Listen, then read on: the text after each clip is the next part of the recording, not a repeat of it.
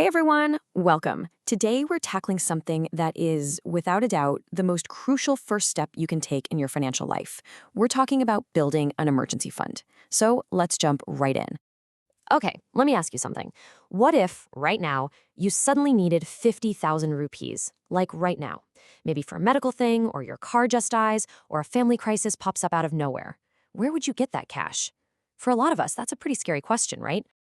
Well, there's an answer to that scary question, a really powerful one, and it's called an emergency fund.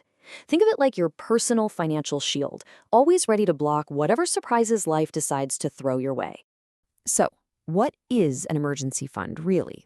Let's break it down and make it super clear. All right, an emergency fund is basically a stash of cash that you set aside for one reason, and one reason only, to cover unexpected financial hits. I'm talking about things like a sudden job loss, a medical crisis, a major repair you didn't see coming. It is not for investing. It's not for that vacation you've been dreaming of. Its only job is to be there when things go wrong. And don't mix it up with insurance. Insurance is for specific insurable events, like a car accident or a death. Your emergency fund? That's for everything else, like, say, you lose your job and still need to pay rent for a few months while you find a new one. So the big question is, how much money are we talking about here? The gold standard, the number everyone aims for, is somewhere between 6 to 12 months of your essential living expenses. Yeah, that's a big range, but having that much gives you a massive cushion. It means you can handle pretty much any crisis without having to go into debt. Okay, I know what you're thinking. 6 to 12 months of expenses sounds huge. But how do you actually figure out your specific number? It's actually way simpler than it sounds. It all boils down to one really important idea. You've got to figure out your needs versus your wants. Needs are the things you absolutely have to pay for, just to live. We're talking rent, your loan EMIs, electricity bills, basic groceries, the non-negotiables. Wants are everything else: eating out, shopping, all those subscriptions you have. In a crisis, you can hit pause on the wants. Your emergency fund, its job is to cover your needs, and only your needs. Let's look at a real example to make this stick. Say your salary is 25,000 rupees a month. You look at your bills and your essential needs, rent, utilities, maybe a loan payment, they all add up to 14,500 rupees. Simple math from here. You just take that 14,500 rupees, multiply it by 6, and boom, your 6-month emergency fund target is 87,000 rupees. That's the number. That's your goal. All right, so you've got your target number. But knowing the number and actually saving it are two different things, right? Look, it's not going to happen overnight. But with a solid plan and a bit of discipline, it is totally doable. Let's get into the blueprint. It really just boils down to 3 key steps. Step 1, you're going to pause all your other financial goals. Step 2, get really aggressive about cutting back on spending. And step 3, you're going to automate the whole process so you don't even have to think about it. Okay, let's dig into that. First, and I mean this part is non-negotiable. You have to pause all your other investments. Seriously, no stocks, no crypto, no nothing. Building this fund is priority number 1, period.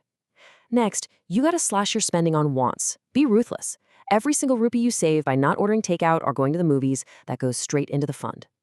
Third, any lump sum cash that comes your way, like a bonus from work or a birthday gift, it doesn't go to shopping, it goes straight into this fund. And finally, the secret weapon. Automate it. Set up an automatic transfer from your main account to a separate savings account right after you get paid. Just treat it like any other bill that has to be paid. Okay, so you're starting to build up this cash. Now, where do you actually put it? This is a super important question. The two things that matter most here are safety and liquidity. Liquidity just means you can get your hands on the money fast when you need it.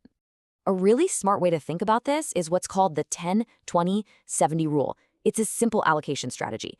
10% of your fund should be in actual physical cash, 20% in a regular savings account, and the other 70% in something called liquid mutual funds. So why does this work so well? Let's break it down. That 10% in cash, that's for those real oh no moments when maybe digital payments are down or you just need cash in your hand right now. The 20% in the savings account is for quick access through an ATM or your debit card. And that big chunk, the 70% in liquid funds, well, that keeps your money safe, but also lets it earn a little bit of interest, maybe even enough to beat inflation. And you can still get it within about 24 hours. Now listen up, because this is a really important warning. Whatever you do, do not park this money in a fixed deposit or an FD. You might be tempted, but don't. Why? Because if you have an emergency and you need to break that FD early, you're almost definitely going to get hit with a penalty. And that completely defeats the whole point of having easy, penalty-free access to your money. All right, as we're wrapping this up, I want to leave you with the one golden rule of emergency funds. Honestly, if you forget everything else we talked about today, please just remember this one thing. And it's this: never put your emergency fund at any level of risk. The goal here is not to make more money. It's not about growth. It is 100% about safety and being able to access it immediately. That means it should never, ever, ever be in stocks, crypto, gold, or real estate. Why? Because you can't sell that stuff instantly when you need the cash. The job of your emergency fund is just to sit there, safe and sound, waiting for the day you need it. So that brings us to the end.